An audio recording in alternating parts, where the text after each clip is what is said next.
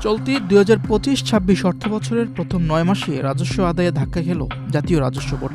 লক্ষ্যমাত্রার বিপরীতে রাজস্ব আয় কম হয়েছে প্রায় ৯৮,০০০ কোটি টাকা। তবে বছর ব্যবধানে রাজস্ব আদায়ে প্রবৃদ্ধি হয়েছে ১১.১৫%।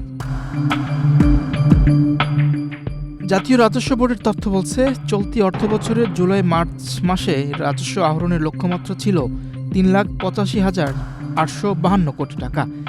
এর বিপরীতে রাজস্ব আহরণ হয়েছে ২,৮৭,৮৬২ কোটি টাকা, অর্থাৎ ঘাটতি এখনও ৯৭,৯৯০ কোটি টাকা।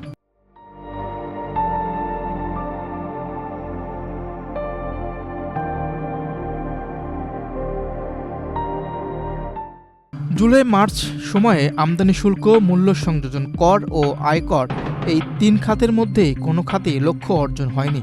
সবচেয়ে বেশি ঘাটতি হয়েছে আয়কর খাতে। ৯ মাসে ঘাটতি হয়েছে ৪০,৬১৭ কোটি টাকা। এই খাতে আদায়ের লক্ষ্য ছিল ১,৩৯,১১৮ কোটি টাকা।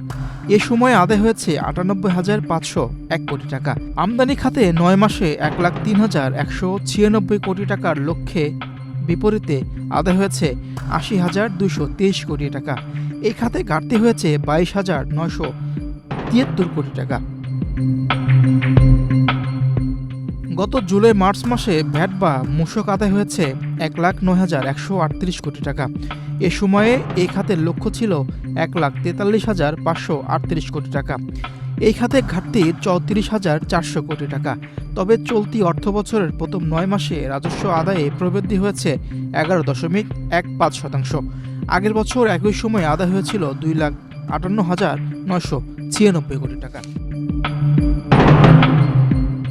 শুধু মার্চ মাস হিসেবেও রাজস্ব আদায়ের লক্ষ্যমাত্রা অর্জন হয়নি। এই মাসে ৬০,০৫০ কোটি টাকা রাজস্ব আদায়ের সংশোধিত লক্ষ্যমাত্রার বিপরীতে আদায় হয়েছে ৩৩,৫০২ টাকা। ঘাটতি ২৬,৫২৮ কোটি টাকা। লক্ষ্যমাত্রা অর্জিত না হলেও বছর ব্যবধানে প্রবৃদ্ধি হয়েছে ২.৬৭%। পুরনো রাজস্ব প্রশাসন দিয়ে এত বিশাল লক্ষ্য অর্জন করা কঠিন। এজন্য প্রয়োজন সংস্কার, একথা দীর্ঘদিন ধরে বলে আসছিলেন অর্থনীতিবিদ ও ব্যবসায়ীরা। মিরর সরকার, বাংলাদেশ প্রতিদিন।